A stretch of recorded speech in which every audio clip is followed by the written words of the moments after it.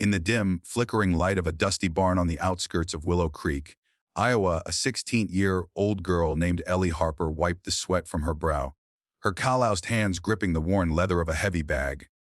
She threw a jab, sharp, precise, followed by a hook that echoed like thunder through the empty rafters. But tomorrow, she'd be back at school, head down, backpack slung low, just another quiet farm girl lost in the sea of lockers and laughter. Little did anyone know, beneath that faded flannel shirt beat the heart of a storm waiting to break. This is the story of how one chokehold changed everything and exposed the warrior no one saw coming. Hey, if you're already hooked on stories like this, real-life drama with heart-pounding twists, hit that subscribe button right now and ring the bell. We drop these every week, and you won't want to miss the next one. All right, let's dive in. Ellie had always been the shadow in the hallways of Willow Creek High. Born and raised on a sprawling corn farm 20 miles outside town, her days started before dawn with the rumble of tractors and the scent of fresh earth. Her dad, Tom Harper, was a broad-shouldered veteran of the Gulf War, his body scarred from more than just shrapnel. Years of breaking labor had hollowed him out. Mom had passed when Ellie was 6, taken by a sudden aneurysm while hanging laundry on the line. Since then, it was just the two of them, Ellie stepping into her mother's worn apron at supper time, her small frame bent over pots of stew, while Dad stared blankly at the TV, nursing a beer and his ghosts. School was Ellie's escape, or so she told herself. But Willow Creek High was a pressure cooker of small-town hierarchies, where football jocks ruled like kings and everyone else scrambled for scraps. Ellie didn't fit. She was too quiet, too plain. Freckles dusted across her nose like forgotten stars, mousy brown hair tied in a loose ponytail that never quite stayed put. Her clothes smelled faintly of hay and motor oil, and she carried her books like a shield. Kids whispered about her weird farm life, how she talked to the cows more than people. But Ellie didn't mind the isolation. It gave her space to dream, to sketch wildflowers in her notebook during lunch, to lose herself in the pages of old adventure novels borrowed from the library. That all changed in the fall of sophomore year, when Jake Harlan transferred in from Des Moines. Jake was the kind of guy who filled a room before he even entered it. 6'2", with a quarterback's build and a smirk that could curdle milk. His dad owned the local John Deere dealership, so money flowed like the Cedar River after a rain. Jake rolled up to school in a shiny black Ford F-150, bass thumping from the speakers, and within a week, he'd assembled his Court Brody, the hulking lineman with a neck like a tree trunk, and Tyler, the wary smartest who filmed everything for TikTok clout. They called themselves the Creek Kings, and their kingdom was built on fear. It started small. A shoulder check in the hall that sent Ellie's books scattering like startled pigeons. "Watch it, hayseed," Jake would mutter, his buddies snickering as they sauntered away.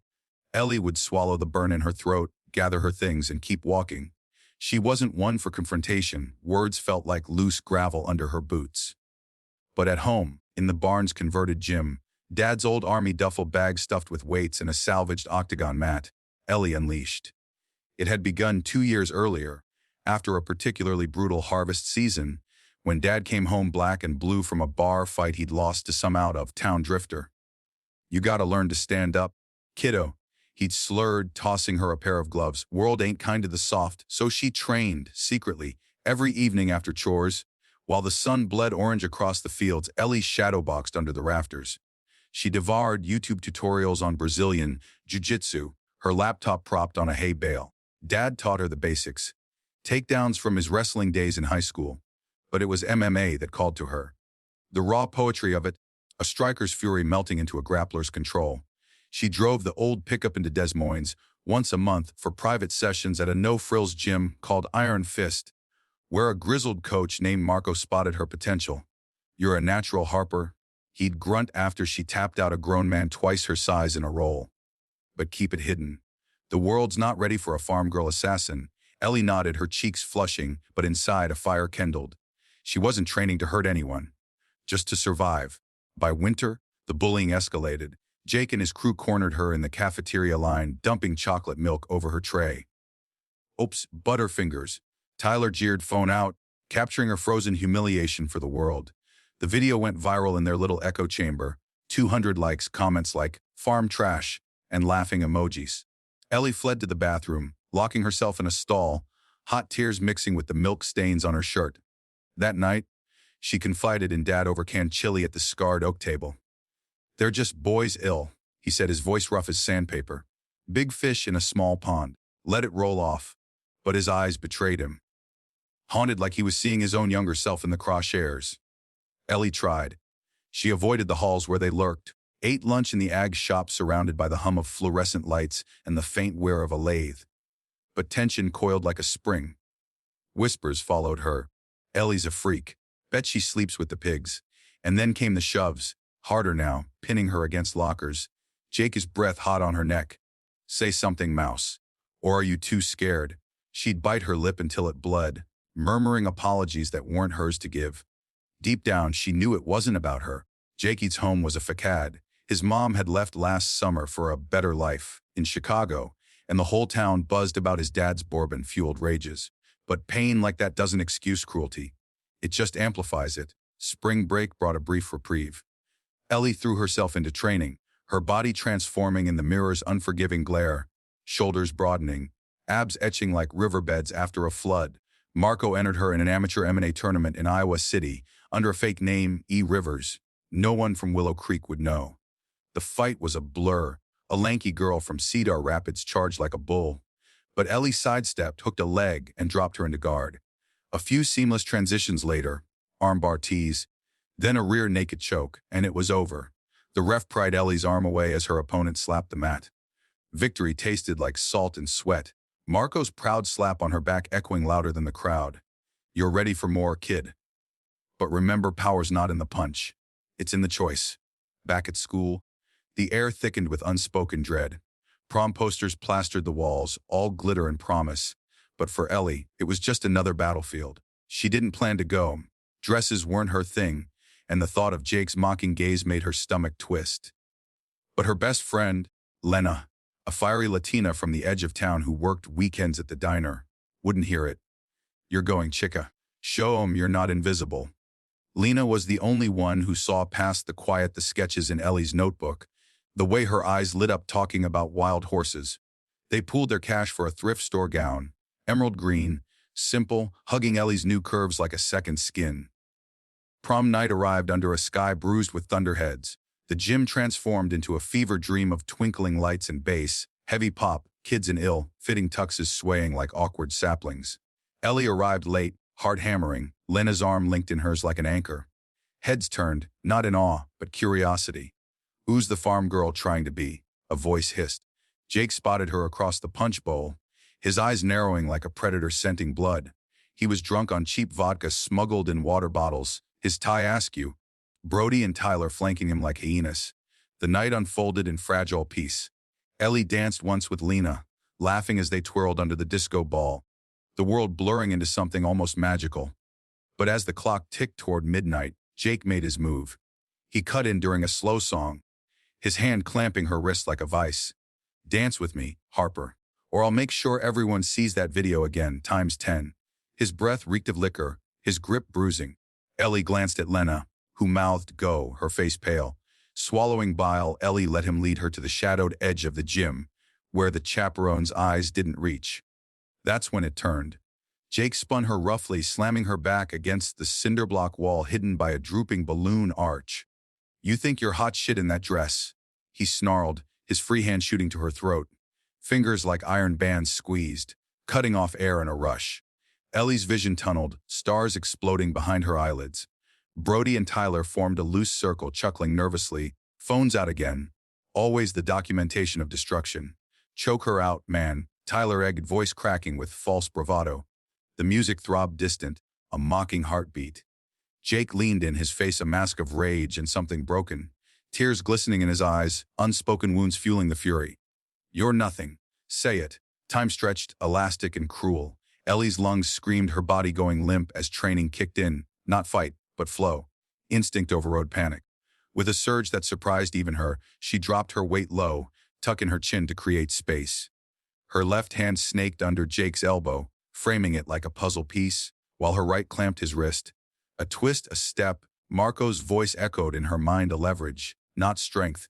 In one fluid motion she pivoted, reversing the hold. Jakey's eyes widened in shock as she spun behind him, her arms snaking around his neck in a textbook rear naked choke.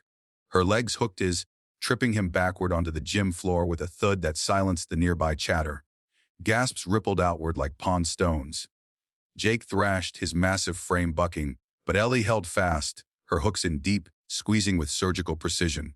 Not to kill, but tap, she whispered, her voice steady as the Iowa soil. Tap or lights out. Brody lunged forward, fists clenched, but Tyler yanked him back, face ashen. Dude, she's... What the hell? The crowd swelled, kids spilling from the dance floor, phones flipping from record to witness.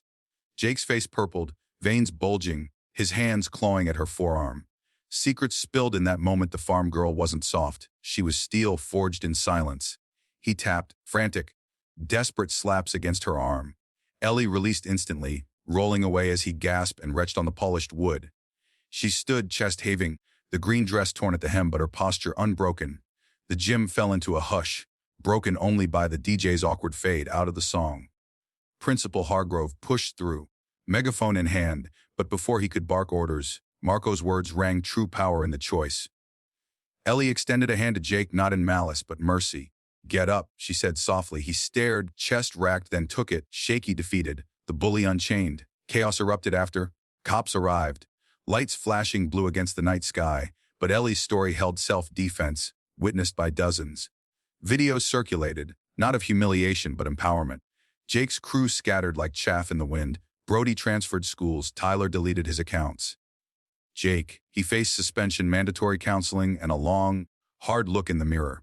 Turns out, his old man's rages had left deeper marks than anyone guessed. Months later, in a quiet apology at the diner where Lena worked, Jake mumbled thanks for the choke that saved him from becoming his father. Ellie's life bloomed from the ashes. The quiet farm girl became a legend, not for vengeance, but resilience.